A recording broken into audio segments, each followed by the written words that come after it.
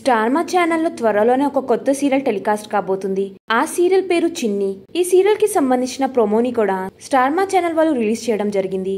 ఈ సీరియల్లో main lead లో కావ్యశ్రీ నటిస్తుంది. కావ్యశ్రీ ఇంతకు ముందు చాలా సీరియల్స్ లో నటించారు.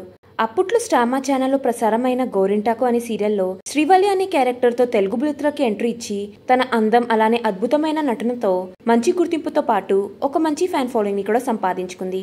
ఇంకా ఆ తర్వాత అమ్మకు తెలియని కోయిలమ్మ, గోవు గోరింక వంటి సీరియల్స్ లో నటించి మెప్పించింది.